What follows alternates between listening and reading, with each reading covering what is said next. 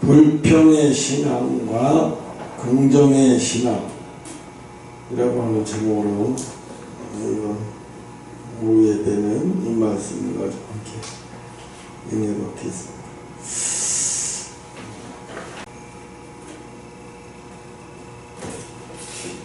내가 여기 만두가게인가? 우리 원래는 세 분이 했던 것 같은데 지금 남자 혼자서 해요. 지나가다가 이렇게 봐요. 그러면 서서 계속 만두를 이렇게 빚고 있어요. 그 사람이 저 사람 한국 남자 맞나? 혹시 중국 교포 아닌가? 할 정도로 의심이 가요. 왜? 한국 남자는 저렇게 혼자서 계속 만두를 빚어놓고 또 만두 이런 사람을 못 본 적이 없는데, 그때 말하는 거를 봐서는 중국 사람이라는 것은 별로 이렇게 서툴지가 않아, 한국말이. 이게 별로 의심이 안 가는데, 혼자 저렇게 일하는 거 보면 한국 사람은 남자가 저렇게 혼자서 계속 만두를 빚으면서 계속 서서 저렇게 혼자서 하고 라디오 틀어놓고 보면서 재밌어 하는 것 같아, 이러고 하는 게. 그게 쳐다봤어. 저 사람은 만두가 돈을 벌기 위해서라면 저 일이 너무 힘들 거라는 생각이 들었어. 왜냐하면, 저 만두 빚는 게 저 사람은 재밌지 않으면 저거 못하겠다. 그런 생각이 들었어. 기계로 찍어내는 것처럼 똑같이 계속 만들더라고. 그래서 그걸 보면서 저 사람 혹시 중국 사람 아닌가? 조선족 아닌가? 할 정도로 의심이 갈 정도로 의심을 했어요, 내가. 지금도 그 의심을 끄는 안 놔요. 왜냐하면 중국 사람 아니면 저렇게 돈 벌려고 저거 혼자서 만두를 빚으면 저렇게 한다는 게 쉽지는 않다는 생각이 들었어요. 왜냐하면 보통 한국 그 나이 때 30대 후반 40대 저렇게 혼자 저렇게 할 수 있는 사람이 거의 힘든 것 같은데, 그래서 조금 쉽지 않은 일인가 싶더라고요. 또 하나는 서울 온천탕에 그 목욕하러 가면 이발하는 아저씨가 한국 사람이 중국 사람인지 이게 뭐 안 느껴져요. 근데 이 아저씨가 라디오에 많은 노트북에 그 태블릿에 중국 드라마를 틀어놓고 듣고 있어요. 들으면서 머리 깎아. 니형 아니야 그래서 내가 사장님 혹시 조선족이십니까? 그랬더니 맞대. 그러시구나. 근데 한국말 계속 쭉 하다가 저거 중국말 이렇게 연습 들으면 저게 더 편해요? 그랬더니 자기는 어렸을 때 이렇게 와서 그게 더 편하대. 한국말은 유창하게 잘해. 조금 더 막 정말로 한국 사람이라는 의심이 안 갈 정도로 그렇게 잘해. 근데 드라마는 꼭 중국 드라마를 보더라고. 나이 먹은 사람이라서 그런 거. 그런 생각을 했는데, 오늘 보면 하나님이 불평의 신앙, 그래서 불신앙, 불평의 신앙, 불평을 바라보며 살아가는 사람이죠. 불평의 신앙. 이스라엘 백성들이 광야에서 하나님의 기적을 경험했음에도 불구하고 그들이 이곳으로 왜 들여왔냐고 하면서 원망불평했어요. 그죠? 그래서 불평은 현실을 확대하고 은혜를 축소시킨다는 거예요. 진짜로 그 말이 맞아요. 불평이 올라오잖아요. 그러면 현실은 크게 보이고 더 확대되어 보이게 만들어요. 불평이라는 게. 그래서 은혜는 조그맣게 보이고 아예 작게 보여요. 그러니까 어떻게 현실만 자꾸 크게 보이니까 자꾸 원망 불평을 더 크게 한다는 거예요. 그래서 불평이라는 자체가 현실은 크게 보게 만들고 확대시켜서 크게 보게 만들고 은혜는 아주 축소시켜서 작게 만든다는 거예요. 그래서 어떻게 은혜를 다 잊어버리게 만드는 거예요. 새까맣게 잊어버리게 만드는 거예요. 이게 까맣게 잊고 살게 만드는 거예요. 내가 서세원 씨를 보면 그 사람 죽음을 보면서도 그렇고 그 사람을 보면서도 그렇고 한심하게 짝이 없어요. 왜냐하면 이미 죽은 사람이지만은 할 얘기를 해야 될 것 같아서. 왜냐하면 자기가 그 방송에 여러 개 방송에서 막 예능 프로를 거의 다 씹어먹듯이 하면서 정말 대세 아닌 대세로 완전히 정말 떴잖아요. 그게 PD들이 그 사람한테 가서 방송 어떻게 한번 할까, 예능 방송 한번 할까 하고 줄을 섰던 때인데, 그래갖고 막 자기들 방송 그 외주 제작사 팀들을 불러다가 자기 집에 불러서 회식할 정도로 자기 건물이 있었으니까 5층짜리 관광. 이 자기 건물에 불러가지고 아주 회식을 할 정도로. 그럼 그 부인이 그냥 아침부터 저녁까지 준비해가지고, 물론 일하는 사람도 불렀겠지만, 그래 막 거의 잔치식으로 해서 막 그렇게 사람을 대접하고 보내고 막. 이 사람들이 방송도 잘하지만 저분은 부인도 어떻게 보면 저렇게 잘 만난다. 나이도 막 되게 애껴 보이고 예쁘고, 저 사람은 어떻게 천하를 다 가진 것 같아. 정말로 그땐 그랬어요. 서시원 씨를 보면 대한민국의 돈은 다 끌어오고 대한민국의 방송은 저 사람 손에 달려있는 것 같고, 예능 방송은 대한민국 모든 PD들은 저 사람 앞에 부신거리고 뭐 이 정도였어요.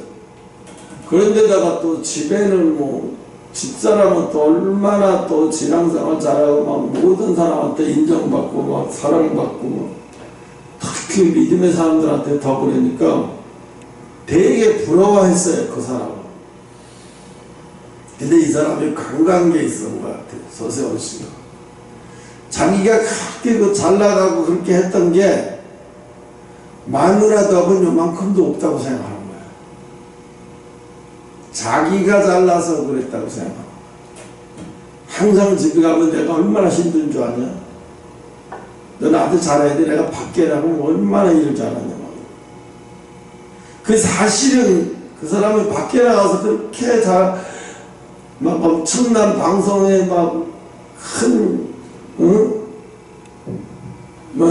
큰 손일 정도로 성장했던 건 부인이 일석이조를 했던 거예요. 매일같이, 정말로 매일같이 어찌됐든 간에 새벽 기도를 한 번도 안 빠지고 와서 새벽마다 기도해요. 엄청난 사람이었어요. 율법적으로도 와도 엄청난 사람이었어요. 근데 그렇게 부인이 열심히 뒷바라지했는데 그걸 아무것도 아니라고 생각한 거야. 거의 30년 넘게를. 이게 자기 혼자 잘나서 성공한 거라고 생각을 한 것 같아.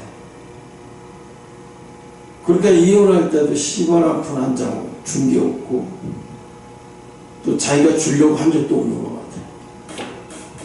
결국은 나중에 그 많은 돈 10원 한 장도 남기지 않고 오히려 빚에 쪼들어서 장례식도 못 칠 정도고, 오히려 베트남에서 캄보디아에서 죽어가지고 냉동비니 뭐니 이런 거 다 결국 돈이 없어가지고 딸내미가 카드를 빚져가지고 이렇게 하면서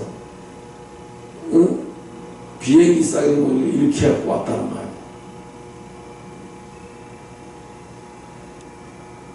그러니까 이 사람은 왜 이런 얘기를 하냐면 행복을 자기 혼자서 만들었다고 생각하는 거예요. 출세를 자기 혼자 만들었다고 생각하는 거예요. 그래서 그런 사람은 절대로 한때는 정상적인 최고의 자리에 갈 수는 있지만 마지막에는 꼭 그렇게 비참하게 되더라. 마지막에 꼭 그렇게 비참하게 되더라. 그런 얘기가 하고 싶어요. 그러니까 뭐예요? 내가 볼 때는 아니 저런 아내한테 뭐가 불평할 게 있어서 저렇게 엘리베이터 안에서도 발로 막 차고 끄집어 댕기고 막 온 국민이 다 보는 그런 유튜브를 통해서 막 완전히 대한민국 홀딱 뒤집어 놓고 얼마나 아내가 뭐 그렇게 잘못했길래 저를 저 정도로 갔나 할 정도로 심각한 정도 충격을 받았는데, 그러니까 불평이 차고 넘쳤던 것 같아. 아내에 대한 불평이 차고 넘친 거야. 그리고 바람피는 여자에게서는 내 아내가 갖지 못한 것을 모두가 다 가지고 있다고 생각하고, 그러니까 어떻게 그 여자는 크게 보이고 자기 아내는 초라하게 그지없는, 나한테 별로 필요도 없는 여자같이 보이는 거야. 결국 나한테 시집 와서 네가 한 게 뭐 있어? 애나 낳은 거 보고 이런 식으로. 응? 결국은 뭐예요? 감사하지 못하니까, 응? 감사하지 못하니까 고마움을 느끼지도 못하고, 고마움은 그냥 감사하지 못하니까 어떻게 돼요? 결국은 가정이 뭐 다 불행해서 서로가 다 불행해지고 다 망하는 거죠. 결국은 자기 혼자만 망하는 게 아니라 가정이 깨지니까 전체가 다 망하는 거잖아요. 이스라엘 백성들이 그런 거예요. 불평이라는 게 하나님이 오늘 빌립보서 2장 14절 15절 모든 일을 원망과 시비가 없이 하라 그랬잖아. 모든 일을 원망될 만한 일은 하지 말라는 거야. 무슨 일을 할 때 원망될 만한 일을 하게 하지 말라는 거야. 응? 그래서 또 시비가 없게, 공정치 못한 거잖아. 이거는 시비가 있다는 것은 공정하지 못한 거예요. 공정하게 하면 시비가 일 리가 없죠. 시비가 없게 하라, 공정하게 하라는 뜻이죠. 그래서 특히 예수 믿는 사람은 더 그렇게 해야 돼. 이 말이 보통 그냥 우리는 지금 읽었잖아요. 쉽게. 모든 일을 원망과 시비가 없게 하라. 왜 이렇게 정말 아픈 거예요? 응? 원망과 시비가 없게 하는 것이 얼마나 어려운지 상상을 초월하는 거예요. 응? 그래서 하나님이 오늘 우리에게 보여주시는 이 불신앙을 통해, 불신앙에 붙들려서 이스라엘 백성들이 광야에서 엄청난 기적을 체험했잖아요. 홍해 바다를 걸러놓고 어마어마한 체험을 했음에도 불구하고 불신앙에, 불평에 사로잡혀갖고 모세에게, 지도자로서 모세의 그 원망 불평이 얼마나 심했으면 모세가 견딜 수가 없을 정도예요. 너무너무 원망 불평이 심해서 모세가 그 시달리는 게, 원망 불평이 시달리는 게 너무 힘들어가지고 다시 산으로 올라가요. 하나님 앞에. 너무 힘드니까 하나님 앞에 이걸 어떻게 하면 좋겠습니까? 하나님, 이렇게 원망 불평하는 사람들이 이걸 어떻게 해줬겠습니까? 하나님 앞에 아마 기도하러 올라가지 않았을까 생각을 해요. 너무 힘드니까. 그게 모세도 사람인데. 응? 그래서 우리가 확실히 알아야 될 것은 이거예요. 무슨 일이 터졌을 때 원망할 만한 문제를 볼 것이냐, 아니면 그 안에서, 그 어려움에서도 희망을 볼 것이냐. 우리가 그전에 무너진 곳에 또 살아날 구멍이 있다 그러죠. 하늘이 무너져도 살아날 구멍이 있다 그러잖아요. 그 얘기는 뭐겠어요? 하늘이 무너졌는데 살아날 구멍을, 희망을 가져라고, 희망을 찾아보라는 거잖아요. 희망을 찾아보라. 그래서 예수 믿는 사람은 이 말씀이 정말 꼭 마음에 되새기고 또 되새겨야 되는 이유가, 하나님은 우리에게 하늘이 무너지는 그런 일들을 많이 보이셔. 어떤 일이든 어떤 상황이든 하늘이 무너지는 것을 많이 보이게 만들어. 그래서 어떤 사람은 하늘이 무너진 것만 보고 끝날 것이냐, 어떤 사람은 하늘이 무너졌구나, 에이 끝났네. 아까도 보니까 119에 전화가 왔어요. 70대 엄마가 숨을 안 쉰다고. 이게 119 구조대가 갔더니 이미 심정지야. 죽은 거야.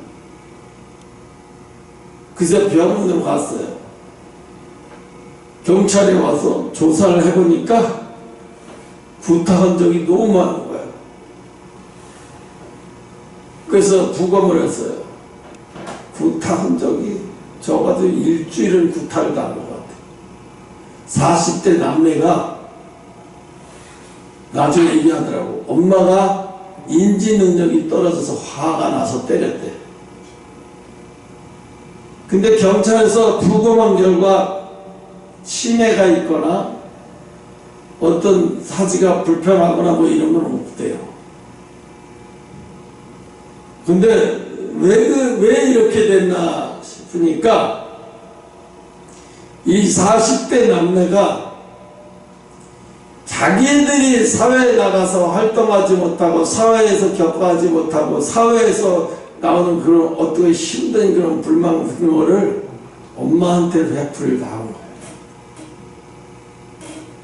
엄마한테 그 나이 되면 독립을 하거나 아니면 어머니를 70대면 어머니를 모시고 사는 거지, 어머니가 자식들을 모시고 사는 건 아니잖아요.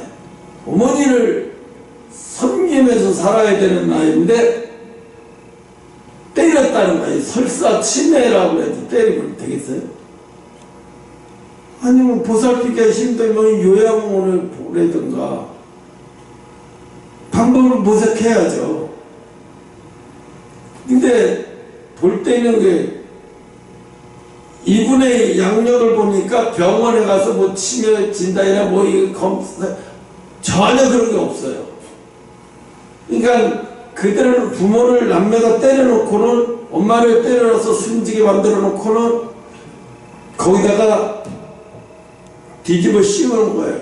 사실은 가만히 보니까 이 사회의 불평을 것 같아요. 이 사회, 자기들이 적응하지 못하는 사회의 불평을 엄마 때문이라고 생각하면서 엄마에다 갖다가 화풀이를 하는 거야.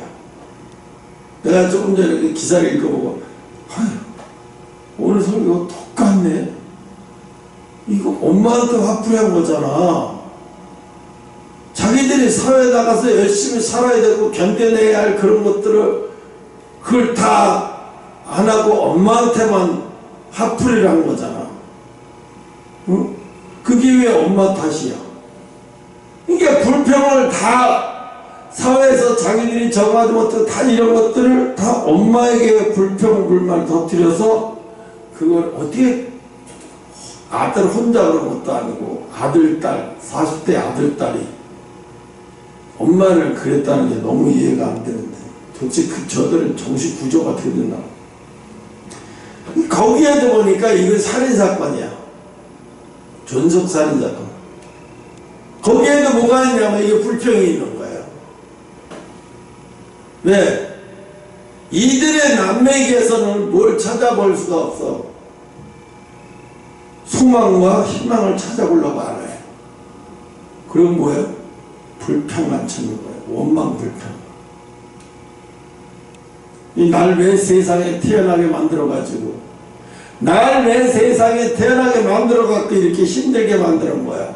두 남매가 똑같이 그런 생각을 하면서 엄마가 우리를 왜 세상에 태어나게 해가지고 우리 왜 이렇게 힘들게 만들어, 이거거든요. 그래서 엄마를 때리는 거예요. 내가 그 사람들 조사는 안 해봤지만 그 사람들 마음속에 이해가 가요. 왜 우리를 뭐하러 태어나게 만들어서 이렇게 힘들게 만든 거예요? 이 엄마가 잘못이야. 엄마가 왜 우리를 뭐하러 낳았어? 이런 식이에요. 그러니까 어떻게 해요? 이 세상 사람들은 자기가 태어난 것을 부모가 통해서 태어났다고 생각하는데, 우리는 부모가 통해서 태어난 게 아니라 하나님이 세상을 보냈다고 생각합니다. 하나님이 이 세상을 보낸 거예요.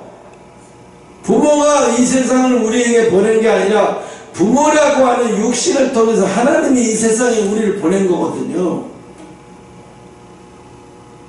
그러니까 물어보려면 하나님 앞에 물어봐야 되죠. 왜 날 보내셨습니까? 왜 날 이 세상에 태어나게 하셨습니까? 이 세상에는 왜 날 보내셨습니까? 이래고 물어봐야 되죠. 나도 처음에 그런 거 물어봤어요. 맨날 기도할 때 맨날 그 문제를 한 번도 앞에 놓고 계속 기도했어요. 그 문제 가지고. 그래서 나중에 그 문제 해답을 받았는데, 결국은 이렇게 돼가지고 문제가 결국 엄마에게로 화살을 돌려서 엄마를 두 아들과 딸이 두들겨 패서 사망케 하는 사건이 되고 말았어요. 결국은 뭐냐면 불행의 시선, 내가 지금 겪고 있는 고통과 불행의 시선이 다 엄마야. 엄마가 나를 이 세상에 태어나게 해서 이렇게 되어버렸어. 이렇게 돼버린 거예요. 그들의 남매 속에는, 정신구조의 남매 속에는 그런 생각으로 가득 차 있는 것 같아요. 그러니까 엄마가 엄마 탓이야. 그치, 오빠, 그치, 엄마 탓이지. 또 오빠는, 야, 너희 동생, 그치, 엄마 탓이지. 이런 똑같은 거예요. 참, 어이가 없는 거예요. 보통 두 남매가 그러면, 오빠가 그런다든가 그러면, 딸내미가 오빠 그러면 안 돼, 엄마한테 이러고 말리는 게 인지상정인데, 어떻게 둘 다 말리지 않고 그렇게 하느냐 모르겠어요. 누가 봐도 이거는 불만을 엄마한테 다 퍼뜨린 거예요. 사회생활 못하는, 자기들이 적응 못하거나 무슨 문제 생기면 다 엄마 탓으로 돌리는 거예요. 이게 왜? 이게 불평을 달고 사는 사람들이에요. 이게 불평을 달고 사는 사람들이에요. 하나님이 가장 싫어하는 게 뭐냐면, 가장 싫어하시는 사람이 뭐냐면 불평을 내뱉는 거예요. 불평을 내뱉는 거예요. 그러니까 강해서 그래요. 그냥 이 세대는 너희들 홍해바다 건너온 거 다 보고 알고, 이 세대는 다 죽을 거야. 절대로 가나안 땅에 못 들어가, 너희들은. 왜? 너희들은 그런 엄청난 기적으로 은혜를 체험하고도 그 은혜를 기억하지 않고 맨날 불평이라는 것에 매달려서, 불만이라는 거에 매달려서, 조금만 뭐 살 때 불평, 불만, 조금만 갈증 난다고, 조금만 뭐 한다고, 또 무슨 매출하기 위해서 거기에서 진내나가 난다고, 만나가지고 또 시비를 걸고, 계속 이렇게 불평불만하는 거예요. 하나님이 그들을 왜 가나안 땅에 들어가지 못하고 다 죽게 만들었냐? 불평하는 사람에게는 하나님도 그들에게 희망을 걸지 않는다. 이게 불평은 나라를 삼키는 거예요. 불평은 나라를 삼키는 거예요.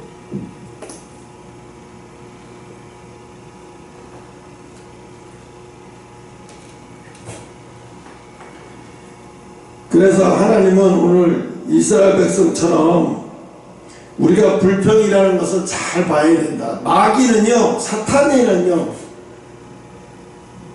이런 불평이라는 이런 것을 가지고 사용을 하는 거예요. 공격을 하는 거예요. 우리에게. 그래서 무슨 불평이라는 것을 통해서 뭘 공격을 해? 하나님이 주신 은혜를 기억지도 못하게 만드는 거예요. 그런 일이 있었던가? 에이, 어느 째쪽이야. 홍해바다 건너온 지가 어느 째쪽이야. 호랭이 담배 피던 시즌 얘기하고 앉았네. 그때가 언제 이제 밤낮 그 얘기를 해. 이런 식이죠. 이스라엘 백성들은 그런 거예요. 근데 은혜의 사람은 뭐거든요? 홍해바다 건너온 곳을 숨질 때까지 날마다 그 얘기를 하는 거예요. 입에서 날마다 그 얘기가 떠나질 않는 거예요. 하나님은 그걸 기뻐하세요. 입에서 하나님이 은혜를 베풀었던 일을 늘 기억하고 입으로 내뱉고 되새기고 되새기는 것. 그러니까 하나님이 되새김에 대해서 아주 이스라엘 백성들에게 확실하게 심어주기 위해서 너희들은 돼지고기 먹지 말라는 거예요. 돼지고기가 뭐가 그렇게 이상해서? 아니에요. 돼지고기 성품이 문제인 거예요. 왜? 돼지고기는 음식을 되새김을 하지 않아. 되새김을 하지 않는다는 것은 아무 생각 없는 거예요. 그냥 생긴 거에 다 생기고 되새김을 하지 않는 거예요. 그래서 음식을 먹으면 되새김을 하지 않는 음식은 부정한 음식으로 간주해서 너희들 먹지 마라. 그래서 사실 돼지고기 먹는다고 무슨 일이 벌어지는 건 아닌데 왜 이렇게 이스라엘 백성들은 확실히 심어주기 위해서 부정한 음식이야. 되새김질 못하는 거. 그런 짐승의 고기를 먹지 마라. 소가 좋은 거는 되새김질. 소는 항상 먹을 때가 끝나면요 밤새 자는데도요 되새김질 하면서 자요. 여물을 먹었던 거를 다시 끄집어내서 되새기해서 되새김하고 다시 또 집어넣고 다시 또 꺼내서 되새김. 그래서 소는 밤새도록 자면서도 되새김질을 해요. 그 소가 그러니까 하나님은 소는 아주 재물 중에서 귀한 재물로 여기잖아요. 소를 통해서 각을 떠서 이렇게 해서 드려라. 왜 돼지고기는 각을 뜨면 안 되는데요? 야, 그 되새김질 못하는 건 과거의 은혜를 생각하지 못하고 과거의 은혜를 기억하지 못하면서 과거의 은혜를 기억하면서 늘 두고두고 기억하면서 사는 사람들은 훌륭하지만 두고두고 기억하지 못하고 사는 건 이건 짐승도 아니야. 이건 더러운 거 부정한 거니까. 그래서 이스라엘 백성들을 교육시키기 위한 목적으로 돼지고기를 먹지 말라는 거예요. 그럼 돼지고기를 왜 먹지 말라? 그러면 되새김질 못하는 건 부정하다. 너희들 똑같아. 사람이 되새김질 못하는 거, 자기를 돌아보지 못하고 은혜를 물에다 사기듯이 언제 하나님이 그런 은혜를 베풀었는지 까마득히 기억도 못할 정도로 까마득히 그러고 하나님이 그걸 너무너무 기뻐하지 않는 거예요. 그래서 늘 성경을 옆에 두고 상고하라고 하는 얘기는 되새김질하라는 얘기예요. 하나님이 주신 은혜를 되새기고 하나님 말씀을 계속 되새기라고. 하나님 말씀은 내 생각에서 내 주위에서 하나님 말씀에 벗어나지 않고 되새김질 하게 되면요 내가 불평할 수 있는 불평이 나한테 들어올 수 있는 것을 차단하는 방풍 역할을 하는 거예요. 우리가 요즘에 이제 겨울이 되니까 뽁뽁이 가지고 그냥 창문에 빈틈없이 공기 하나 들어오지 않던 다 하잖아요. 아파트도 어디 다 그렇게 하죠. 그래야 연료비도 적게 나오고 그렇게 하듯이 마찬가지예요. 내 안에 불평이라는 게 아예 싹을 트지 못하게. 직장에도 그런 사람이 있어요. 늘 아침에 출근했는데 월요일부터 출근했는데 입에서 불평불만부터 얘기하는 사람이 있어요. 내가 회사 다닐 때도 그랬어. 그 사람 보면 재수가 없어. 왜? 저거 아침부터 만나면 저희 사람이 입에서 짜증스러운 말만 해. 기분 나빠서 부딪히고 싶지 않은 거예요. 뭘 저 사람이 나한테 피해 끼친 건 없어요. 돈을 줬다든가 피해 끼친 건 없는데 저 사람 만나고 나면 나까지 다운돼. 기분 잡쳐버려요. 그럼 어떻게 해? 안 만나요. 근데 또 월요일 때 만나고 싶은 사람이 있어요. 또 만나. 반갑게, 어떻게 지냈어? 어떻게, 저렇게 잘 나왔어? 재밌었어? 그러고 또 한 주 시작할 때 또 열심히 해봅시다. 이러면서 막 기대면서. 그러면 이제 그런 사람 만나면 또 어떻게 재밌는 거예요.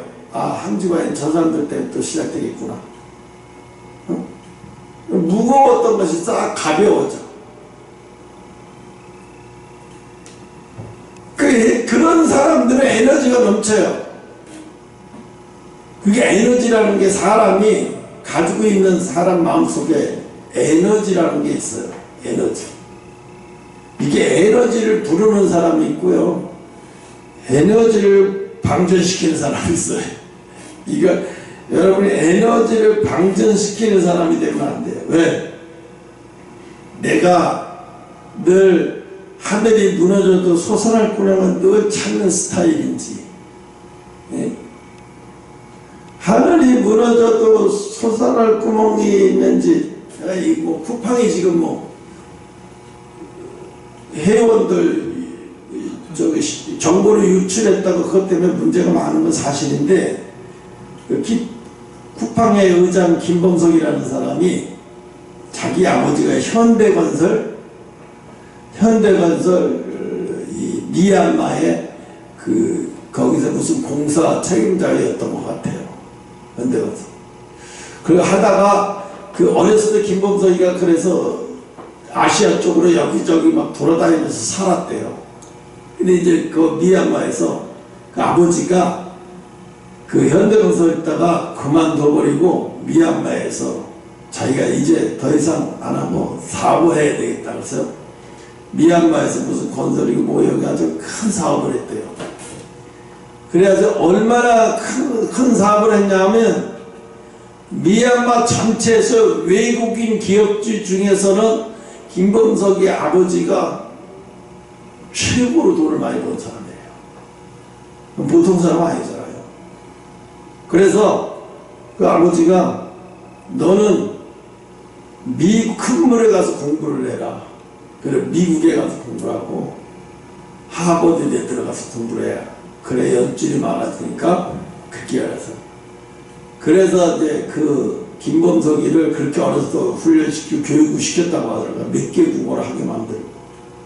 그래서 하버드대를 들어가게 만들어 놓고 하버드대 동문이 되어버리니까 이제 이 김범석이가 하버드 대학교 2학년 다니면서 미국에 있는 아주 보수적인 주류 언론들이 잘 보는 이 잡지를 무슨 언론 비슷한 잡지를 창간했대요. 근데 이 친구가 글씨를 잘 쓰나 봐요. 세상에 보는 눈이 매서운가 봐요. 그런 걸 써서 이렇게 책에다 내는 책이 엄청 잘 팔렸대요. 그래서 이 주류 언론, 이 보수 언론 쪽에서는 막 그래서 뉴욕타임즈 뭐 이런 데가 서로다가 야, 너 회사 나한테 넘겨라. 그래서 그때 이 하버드 대학교 2학년 3학년 올라가서 그때 그것을 넘겼대요. 회사를, 잡지사를. 그것도 얼마냐면 수백만 달러, 거의 1000만 달러 가까운 돈을 주고 넘겨버렸대요. 어마어마한 거죠. 그 나이에 아무것도 없는 사람이. 왜 그럴까요? 김범석이라는 사람이 세상을 읽는 눈이 타고난 거예요. 긍정적으로 보는 시각, 남들이 보지 못하는 걸 보는 시각이 타고난 거예요. 그 글을 쓰니까 미국의 주요 언론들이 미치는 거예요. 불티나게 팔리는 거예요. 그래서 하도 잡지를 자기들한테 팔려고 해서 결국은 팔았대요. 그리고 나중에 쿠팡도요. 쿠팡도 김범석이가 쿠팡의 지분이 17, 8%밖에 안 돼요. 그런데 미국의 일본의 소프트뱅크 손정혜 회장이 지분이 26%예요. 27%, 26%. 그런데 경영은 김범석이만 할 수 있도록 그렇게 구조를 짜놨대요, 그 사람이. 근데 그때 쿠팡 할 때도 돈이 없었어요. 내가 이러이러한 사업을 하려고 하는데 손정혜 회장을 찾아가는 거예요. 투자 좀 해줄 수 있겠냐. 내가 전력으로 대학교 때 잡지를 계속 투자해서 성공한 적이 있다. 그리고 뭐 여기 미국의 유명한 사람들 막 찾아가서 막 한 거예요. 그래서 투자를 받은 거예요. 근데 쿠팡이요 10년 동안 거의 10년 가까이 이익이 없었어요. 계속 투자만 한 거예요. 계속 투자만 하다가 2022년 여기서부터 투자 이게 이제 이익이 나오기 시작한 건데, 근데 이제 이게 이제 증시에 올리는 바람에 어마어마한 부자가 돼버린 거죠. 주식이 부자가 돼버린 거죠. 내가 왜 그랬냐면 그 김범석이라는 사람이 예수를 믿는지 하나님을 아는지 안 아는지는 몰라요. 근데 그 친구가 놀라는 게 뭐냐면 긍정이라는 사고가 대단하다는 거예요.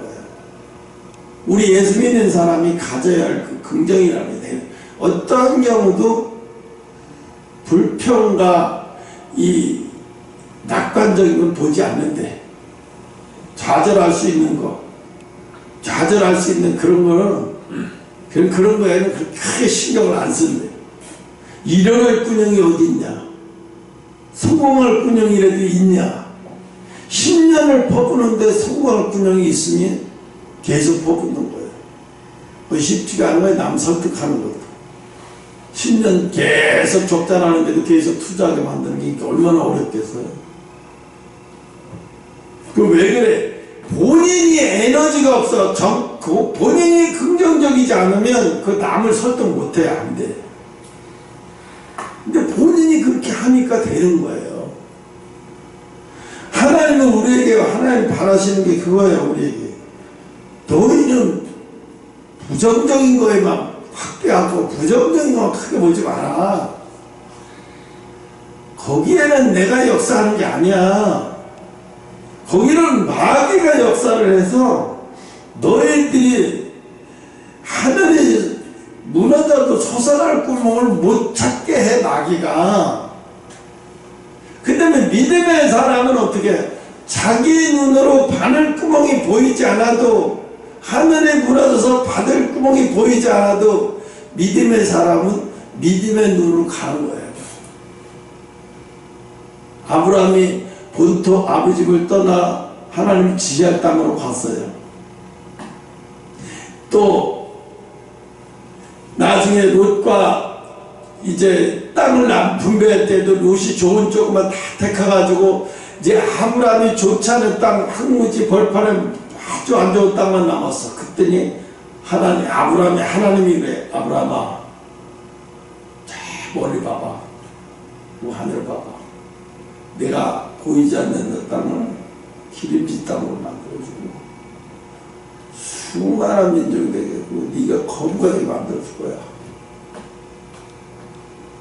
왜? 그 벌판인데 아무것도 없는 한양한 벌판, 롯도 그 땅을 선택하지 않은 땅을 하나님이 보내. 믿음의 눈을 가지고 봐라. 내가 너를 이 땅에서 크게 되게 하리라. 네 보이지 않는, 네가 걸어가도 끝이 없는 곳까지 내가 네 땅에 축복되게 한다는 거예요. 그럼 뭘 매게? 믿음의 눈으로 보라는 거죠. 아까도 여기 16절 읽었잖아요. 16절 읽을 때 끝자락에 뭐라고 했어요? 예, 16절이 맞나? 그죠? 16절 맞죠? 생명의 말씀을 밖에 나의 다른 박지를 헛되지 아니하고 수고도 헛되지 아니하므로 그리스도의 날에 나로 자랑할 것이 있게 하려 함이라. 그리스도의 날은 뭐예요? 마지막 날 얘기하는 거예요. 그때 네가 많은 사람 앞에서 자랑할 정도로, 자랑하게 할 정도로 너를 높여주겠다는 거예요. 그리스도의 날에 내가 너를 이렇게 하겠다는 거예요. 하나님이, 내가 오늘 성가대 찬양을 하면서 뒤에서 느낀 게 뭐냐면 사람이 6명밖에 안 되는데 2명이 나와서 찬양을 하나님 앞에 드려요. 근데 내가 어떤 생각이 드냐면 예배에 전혀 결핍이 안 느껴지는 예배구나. 그 얘기는 하나님의 이 예배가 아주 부족함이 없는 아름다운 예배로 하나님이 받으시는구나 하는 걸 느꼈어요. 이게 뭔 말이냐면 비록 작은 무리가 드리는 예배지만 다른 어디 어마어마한 교회에서 예배 드리는 그 예배보다는 못지않게 예배에 결핍이 없다는 거예요. 부족함이 없다는 거예요. 아까도 얘기했죠. 예배를 예영이가 기도할 때 그랬나, 예배를 보는 사람과 두 가지야. 예배를 보는 사람, 예배를 마음으로 드리는 사람. 우리는 예배를 여기서 앉아있죠. 마음을 다해 드리는 거예요. 예배를 보는 사람이 아니에요. 우리는 예배를 드리는 사람이에요. 예배를 드리니까 어떻게 마음을 드리니까 나 자체가 제물인 거예요. 이 시간 왜 제물이냐? 요즘에 일요일 되고 주일날 얼마나 놀기 좋고 얼마나 좋은 일 할 게 많아. 즐길 게 너무너무 많아요. 진짜로. 이제 사람 친구 만나러 돌아다닐 필요도 없어요. 나 혼자 구석방에 있어도 얼마나 재밌게 잘 놀아요. 모르는 사람과 대화하면서 킥킥거리면서. 정말로 이 세상에 어디로 갈지 모르지만 하여튼 편하게 재밌게 즐거워요. 그런 시간을 우리는 매일마다 하나님 앞에 와서 그 일요일 중에서 아주 아침에 늦게까지 단잠 자고 그래야 될 상황인데도 그 시간을 하나님 앞에 드려요. 그것도 한 번도 아니에요. 태어나서부터 예수님 오실 그날 때까지. 응? 이게 어렵고 힘들고 지치고 피곤하고 어떤 때는 마음을 드려야 되는데 안 드려지고 자꾸 이래서 힘들 때도 있고. 그렇지만요, 나중에 예수님 오시는 예수의 날에, 그리스도의 날에 예배에 비교할 수 없는 상을 받는 거예요. 그러니까 하나님이 삼각산에서 내려오기 전에 이미 휴거돼서 예수님 옆에 있을 때 내 상황을 다 보여줬어요. 교회하고. 아, 교회는 많은 사람이 오지 않겠구나. 그렇지만 어마어마하겠구나 하라는 걸 알았어요. 미리 다 가르쳐 줬어요. 그게 난 휴거의 날인지 몰랐어요. 그게 세월을 사람 성 안에 있는 건지도 몰랐어요. 마음만서 밖에는 사람이 보이지도 않아. 끝이 안 보여. 끝이 안 보여. 여기는 강단 위에는요, 강단이지 그게 성전인데, 와, 사람들이 그리고 대한민국에서 유명하다는 목사들 거기 다 있더라고요. 웬만한 사람들 다 있고 막 있더라고요. 나는 모르잖아. 근데 그 사람들이 우리 교인과 나를 향해서 쟤는 누군데, 쟤는 뭔데 여기까지 왔냐고, 쟤는 뭔데 여기 있냐고, 강단에 있냐고 자꾸 얘기를 하면서 핀잔을 주는 거예요. 그러니까 예수님이 말씀하시는 거예요. 이 종은 너희들 걸어온 길을 걸어온 사람이 아니다. 너희들은 이 땅에서 제대로 걸어온 적도 없는 길을 걸어온 사람이다. 그러니 너희들이 시기 질투를 감히 할 수도 없다 해서도 안 된다. 그러면서 딱 한마디 해보니까 잠잠해져 버리는 거예요. 난 그때 그게 뭔지 몰랐어요. 나중에 알았죠. 아, 이게 예수의 날에, 그리스도의 날에 아, 이렇게 된다는 거구나. 그 그거는 그때는 그게 뭔지도 모르고 아 예수님 옆에 있으니까 좋은가 보다 이랬어요. 근데 지나고 보니 그게 아니었어요.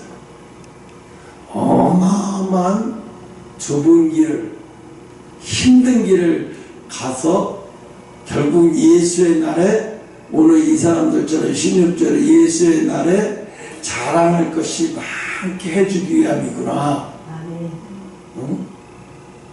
그러니까 우리가 어디다가 표대를 맞춰요? 이 땅에 표대를 맞추면 맨날 실망하고 열받고 불평불만할 수밖에 없는 상황이에요.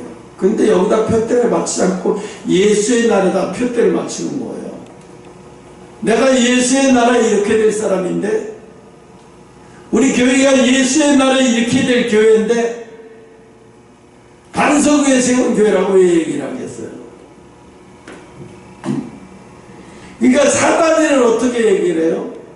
계속 우리 시야를 더 밝게 만들어. 그래서 어떻게 불평불만은 잘 보이게 만들어요.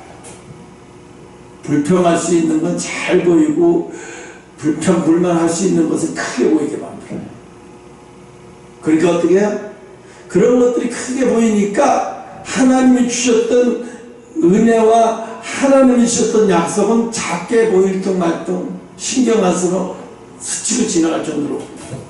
왜? 사탄이 그렇게 만드는 거예요. 온통 눈에는 불평만 가득 찬 그런 것만 보이는 눈으로 만들어버리는 거예요. 이거는요, 이게 사탄이 아주 악질적으로 사람을 사용하는 거예요. 이런 사람이 이 땅에서도 어디다 써먹을 데 없어요. 아까 그러잖아요. 부모까지 불평을 자기를 낳아준 엄마한테까지 그걸 전가시키더라는 거예요. 그러니까 잠깐 때린 게 아니네. 엄마가 의사가 소견서에 보니까 이거 한두 번 때린 게 아니라 멍든데 며칠 있다 또 때리고 또 때리고 또 때리고 이런 거예요. 어떻게 자식이 남매가 그것도 철없어서 그런다면 모르는데 40대가 이 질환을 할 수가 있냐고요. 이건 악령이 들어도 보통 악령이 드는 게 아니에요. 이런 거는 세상에서도 보통 악령이 마귀의 사탄의 영향이 완전히 사로잡힌 거예요. 그래서 세상을 불평과 불만밖에 보이지 않게 만들어 놓은 거예요. 온통 세상을 그런 것만 보이게 만드는 거예요. 어젠가 이재명이 대통령이라고 하고 싶지도 않은 인간인데 근데 뭐라고 하냐. 아, 이 대통령이라는 자리가 딱 아주 범죄적으로 짓기 딱 좋고 아주 권력 사용에 딱 좋은 자리입니다. 킥킥거리고 웃어가면서 어떻게 농담이니까 저런 말을 하냐고. 그 자리에서 그잖아요. 우리가 그런 말 하잖아요. 참외밭에서는 운도 한 건도 졸라매지 말라고. 오해받으시니까. 아니 대통령이라는 사람이 혹시 국민들의 오해가 갈까 봐서 그런 말을 삼가해야 되는데 대놓고 해? 아무렇지도 않게. 이게 무슨 얘기예요? 이 사람은요 언젠가 사용한다는 얘기예요. 그걸 아무렇지도 않게 생각하는 사람이라는 얘기예요. 듣는 사람 보고 놀랬지 모르는데 말하는 그는 아무 놀리지도 않고 킥거리면서 재밌다고 킥거리면서 하잖아요. 망가졌어요. 국민이 망가진 사람을 분별 못하고 대통령을 뽑아놔가지고 큰일 난 거예요. 진짜로 큰일 난 거예요. 여러분, 칼 가진 사람을 일반인일 때는 상관없어요. 그 칼 가지고 있는 사람이 이렇게 무섭진 않아요. 근데 권력을 가지고 있을 때는 큰일 나는 거예요.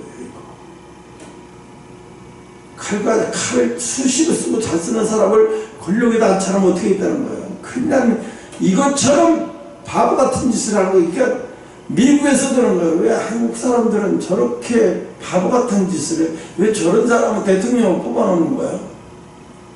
이해가 안 되는 거예요. 대놓고 이러잖아요. 문선명이 통일교 이러고서 이거 종교를 해산시킬 방법이 없나요? 연구해보세요. 이렇게 대놓고. 그러면 통일교에서 뇌물 줬다고 해서 뭐 어쨌다고 해서 해산을 시킨다 그러면 기독교도 언젠가 뇌물 지켜주기 뭐하면 해산시켜버리면 끝나는 거야. 불교도 불교 주지스님이 하나 잘못했다고 불교 전체를 해산시켜버리게 말이 돼? 있을 수 없는 얘기야. 그건 민주주의 근간은 있을 수 없는 얘기야. 근데 있을 수 없는 얘기를 이단부터 척결하는 식으로 하면서 하겠다는 거예요. 이렇게 하겠다는 거예요. 그러면 어떻게 해? 통일교 그런 식으로 해산시켜버려. 그 다음엔 장로교, 순봉교 얼마든지 다 할 수 있어요. 다 할 수 있어요. 그러니까 거기 듣던 사람이 이거는 헌법상 몇째 몇째에서 문제가 있고 이거는 안 되는 일입니다. 이거는 헌법적으로 연구를 해봐야 되겠지만 이거는 그 이상은 안 되는 일입니다. 이건 민주주의 훼손이 근간이 훼손될 수 있는 일이라서 안 되는 겁니다. 그러니까 당신이 그 다 연구해본 거야. 이런 식으로 말하고 있어요. 근데 그거를 그 사람이 그거를 왜 얘기를 했을까? 사람 많은 데서 겁주는 거예요. 통일교 한학자 통일교한테 너희들 더 이상 불지 마. 국민의 거기까지만 불고 더 이상은 불지 마. 불면 너희 해산시킨다. 자기들도 처먹은 인간들이 많으니까 대놓고 선포하는 거야. 불지 못하게. 겁나서 못 불겠죠. 그러면. 그러니까 윤영호라는 이 인간이 뭐라 그래? 난 내 입으로 그렇게 말한 적 없어요. 민주당이 돈 준 사람은 없어. 만난 적도 없는데 어떻게 돈을 주니까 입장을 싹 바꿔버렸어요. 왜? 해산시킨다고 합니다. 그러니까 어떻게 얼마든지 종교 탄압이 아니라 가지고 놀다가 언제든 매장시킬 수 있다는 거예요. 사회가 교회가 무너지면 민주주의 사회는 다 끝이야. 다 무너지는 거야. 교회가 무너지면 다 무너지는 거야. 사회는. 이 대한민국의 사회가 여기까지 왔던 건 교회 때문에 여기까지 온 거예요. 버티고. 교회가 무너지면 그때 끝나는 거예요. 다 무너지는 거예요. 무너진 다음에 그때 아유 내가 괜히 투표 잘못해갖고 망했네 그 소리 하면 뭐가 소용이 있어요. 베이프 난 다음에 응? 베이프 난 다음에 뭔 소용이 있냐고. 해봐. 박정희 대통령이 독재하는 사실이어도 누구도 다 알았어요. 이분이 국가를 위해서 엄청나게 희생하고 노력하고 혼자 욕먹을 때는 다 욕먹으면서 국가를 위해서 헌신하고 봉사한다는 다 알아요. 근데 이 찌째명이한테는 그게 안 보여요. 자기 할 짓만 하겠다는 거야. 자기 편한 거 자기한테 씹고 도전하는 거 가만 안 두겠다는 거야. 다 이런 식이에요. 그러니까 지금 아주 난리가 아니잖아요. 하나님은 불평은 하나님을 향한 신뢰의 부재입니다. 불평은 하나님의 상황을 당신이 책임질 수 있습니까? 라고 말하는 보이지 않는 의심의 음성이래요. 불평이라는 게. 그래서 하나님은 원망보다 감사의 삶을 하나님이 기뻐하시는 거예요. 이거 마귀가 하는 일은 하늘이 무너져서 솟아날 구멍을 못 보도록 하늘이 무너진 것만 보이게 만드는 거예요. 그래서 비관적인 생각을 들고 불평으로 가득 찬 인간을 사회로 그런 사회로 이끌고 만들어가는 거예요. 응? 또 하나님의 신앙.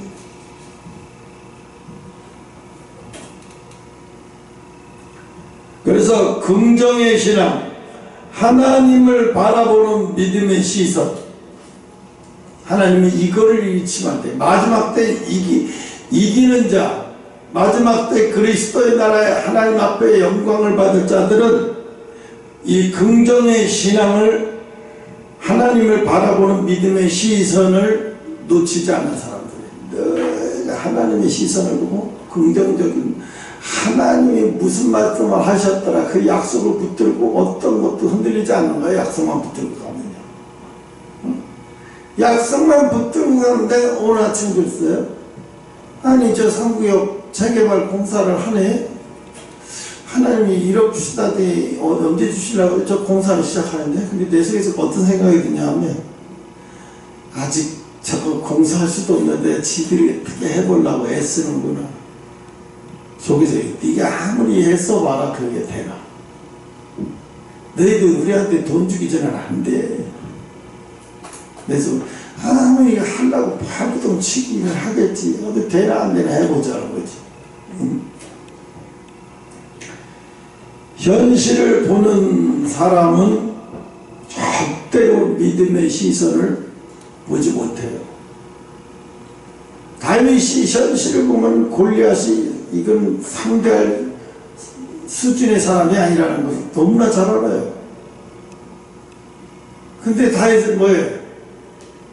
자기가 믿음을 가지고 이것보다 더 심각하고 더 위험한 상황에서도 하나님이 지켜주는 걸 봤다는 거예요. 그러니까 뭐예요? 어떤 경우도 환경이 흔들리질 않는 거예요. 왜? 야, 나 이거보다 더 힘든 상황에서 날 지켜주는 거 봤어. 나 더 이상 이거보다 더 힘든 상황에 늑대 이때 다 나에게 이기게 해주신 거 봤어. 너 같은 거 아무리 말해도 소용없다. 응? 그러니까요, 믿음은요, 실전 훈련이 있는 사람이 유리한 거예요. 실전 능력이 있는 사람. 믿음의 시선으로 달려가 본 사람. 믿음의 시선으로 무리를 걸어본 사람. 이게 실전 능력이, 믿음의 시선에 실전 능력이 타고난 사람이 상황을 파괴하는 능력도 쓰인 거예요. 근데 아까 이제 김범석이가 대학교 때 잡지사를 해서 성공해서 메이저 신문사에 팔아넘기, 잡지사에 팔아넘기, 수백만 달러 받고 팔아넘기고, 이걸 능력을 이걸 해보니까 한국에 와서 온라인 플랫폼 이거 해도 충분히 할 수 있겠구나. 그 다음에 돈은 많이 들겠지만 어떻게 소프트뱅크 손정이 미국에 무슨 누구 만나서 설득하러다녀. 계속 뭐 하루 이틀에 됐겠어요. 그게 계속 설득해서 한 번은 도와줄 수 있지만 10년 동안 도와줄 수 있겠어요? 이 김범석이 보통 사람이 아닌 거예요, 이게. 근데 지금은 어떻게 됐어요? 그 손정 회장이 거의 지분이 27%, 28%예요. 소프트뱅크. 이 김범석이 재산이 뭐 6조인가 5조인가 6조인가 이쪽 얘기하던데, 그러면 이 사람은 손정희 회장은 20 몇 프로인데 쿠팡 주식이 얼마나 없겠어요? 응? 거의 10 몇 조, 20조 가까이 되겠지, 재산이. 이 사람 얼마나 뻥튀기한 거예요, 돈을. 그러니까 김범석이가 자기를 돈 벌게 해준 거잖아요.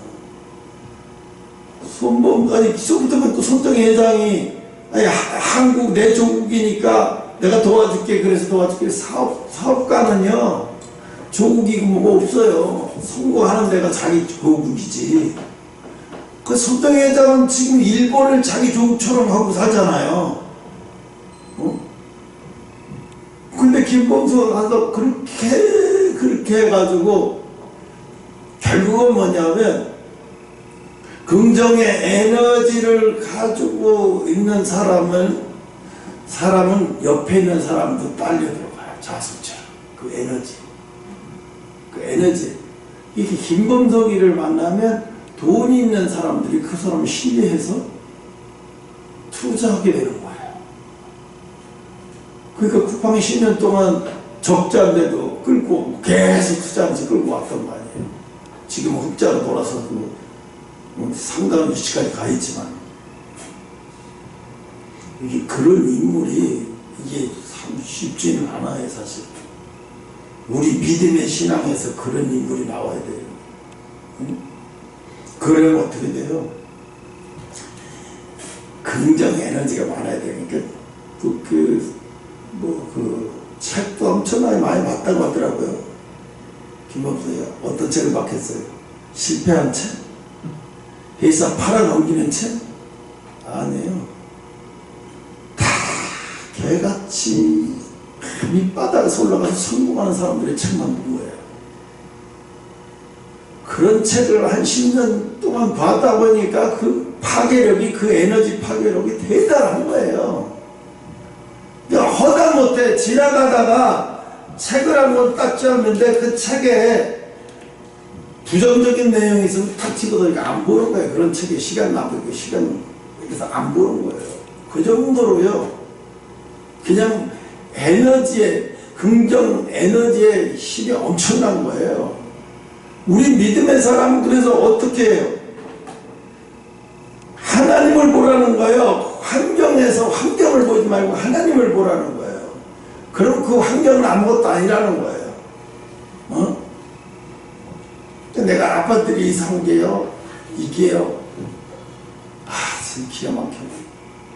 거의 40년 만에, 35년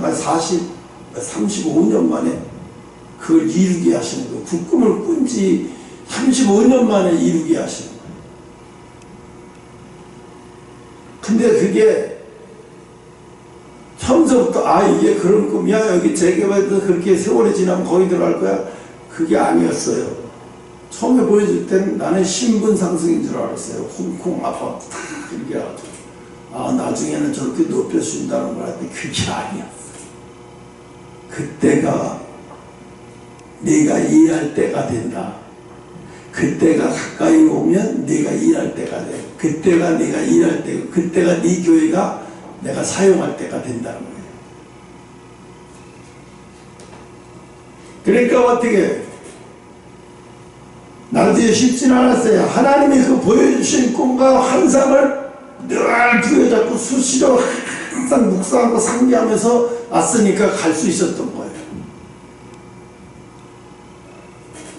막 옆에서 부정적인 말에, 야, 그 풍랑형 배 뒤집어지게 생겼네, 배 빵꾸나게 생겼네, 아이고 그 배 가다가 저거 물 들어오게 생겼네, 별소리, 그런 얘기에 듣고 별소리 다 신경 쓰면 못 가요, 못 가. 결국은 뭐야? 태풍이 안 오는데도 스스로 침몰해 돼가. 왜? 긍정의 에너지가 싹 사그러져서 부정적인 에너지로 가득 차버리면 하나님의 역사가 안 보이고 하나님의 약속도 기억조차 못하는 인간들. 그러니까 이스라엘 같은 광야에서 그 꼴이 똑같잖아요. 그래서 긍정의 신앙은 어떻게 삶을 새롭게 만든다는 거예요. 바울이 감옥에서 찬송을 했잖아요. 상황은 어둡지만 그 시선은 하나님께 고정이 됐어요. 그래서 감사한 감옥을 감사는 감옥을 흔들어 놓는 자유를 가져왔어요. 옥문이 열리고 상황이, 그 상황을 하나님이 다 흐트러뜨려 봤어요. 뭐가? 감사가, 찬양이. 그러니까 찬양을 많이 불러요.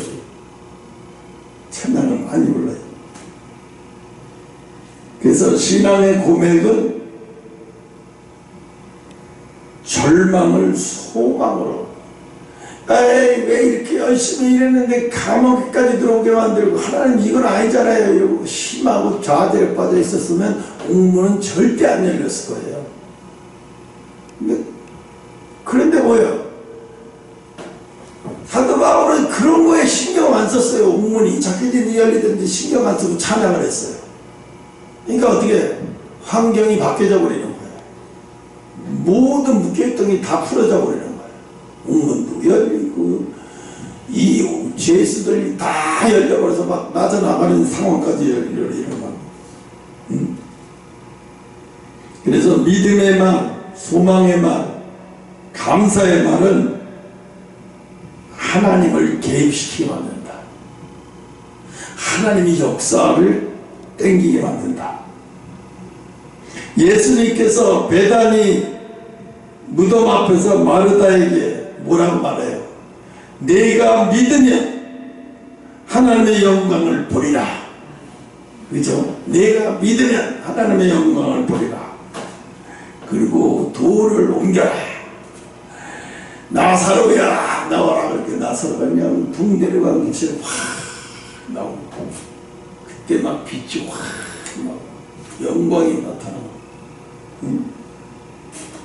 그래서 신앙의 긍정은 기적의 문을 여는 열쇠라는 것을 항상 기억하시고, 힘들어요. 그래도요, 힘들어도요, 긍정으로 버텨내면요, 그냥 긍정만이 답이다 라고 생각해요. 답이 없어요. 긍정만이 답이야. 이거는 그러니까 오직 긍정으로 사는 거예요. 긍정이 답이니까. 그래서 우리는 어디를 바라보고 있는가? 환경, 사람, 부족함, 문제만 바라보면 우리의 입술은 아주 불평, 불만으로 가득 차요. 근데 마음의 어둠이 이제 이렇게 불평, 불만 가득 찬 마음의 어둠으로 가득 차게 되죠. 근데 우리는 그런 거 보지 말고 하나님의 약속을 보고, 그래가지고 사람이 뭐랬다고 해서 거기에 이렇게 저렇게 칭찬하는 것도 듣지 마요. 이렇게 저렇게 듣지 마요. 사람 믿을 게 아니에요. 하나님 말씀 믿어요. 하나님이 뭐라고 하시는지, 그게 중요한 거예요. 하나님 말씀이 뭐라고 하시는지, 사람이 뭐라고 그랬든 상관없어. 하나님이 날 뭐라고 그러시냐, 하나님이 나한테 어떤 말을 하시냐, 이게 역사고, 이게 중심이고, 이게 중요한 거지. 사람은요, 별의별 소리를 다 해요. 그러니까 사람의 말에 기울일 필요가 없는 거예요. 그래서 여러분, 3시간 넘어버렸네. 3시간 넘었어. 여기까지 하고 마치겠습니다.